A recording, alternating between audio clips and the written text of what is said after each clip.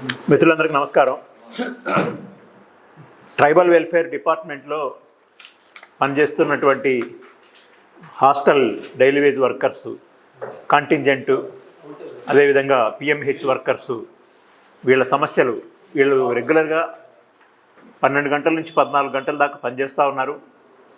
కాబట్టి అదేవిధంగా పిల్లలకి వండి పెడతా ఉన్నారు. వీళ్ళకి వెట్టి చాకిరీ చేయించుకుంటూ ఎక్కడైనా కూడా మనం జీతాలు పెంచమని అడుగుతాం. ఎక్కడైనా ధరలు పెరుగుతున్నాయి కాబట్టి. కానీ ఇక్కడ అది కాదు పరిస్థితి. జీతాలు తగ్గించారు. 15,000 రూపాయలు ఒక్కొక్కరికి జీతాలు తగ్గించారు. కాబట్టి ఇది చాలా అన్యాయం. అసలు గిరిజన సంక్షేమ శాఖ అనేది తెలంగాణ రాష్ట్రంలో అసలు ఉందా, పనిచేస్తుందా, అందులో ఉన్న అధికారులు ఏమైనా గిరిజన సమస్యలు పట్టించుకుంటున్నారా, అధ్యయనం చేస్తున్నారా, అనుమానం కలుగుతూ ఉంది.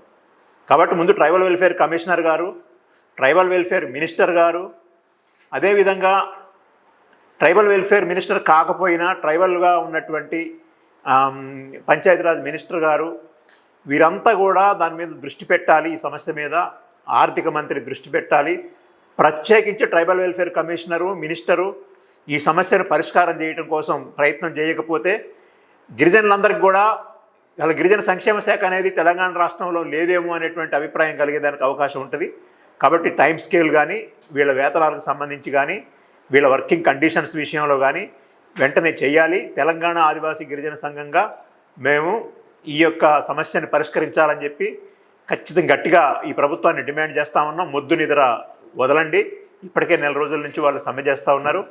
కాబట్టి జిల్లాలలో కూడా మా సంఘం తరపున మొత్తం అందరూ కూడా ఇందులో పాల్గొని ఆదివాసీలను కదిలించి ఈ సమస్య మీద పరిష్కారం చేయడం కోసం విద్యార్థుల్ని, అదేవిధంగా మొత్తం అందరినీ కూడా సమన్వయం చేసి పోరాటం చేయడం కోసం ప్రయత్నం చేస్తాం. సమస్యను పరిష్కారం చేయకపోతే తీవ్రమైనటువంటి పరిణామాలు ఎదుర్కోవాల్సి వస్తుందని చెప్పేసి ఈ మంత్రులకి, గిరిజన ప్రాంతంలో ఉన్న ఎమ్మెల్యేలకి, జిల్లా పరిషత్ చైర్మన్లకి, ఎమ్మెల్సీలకి, మీ అందరికీ కూడా, గిరిజన ప్రాంతంలో ఉన్న మీ అందరికీ కూడా హెచ్చరిక చేస్తున్నాం.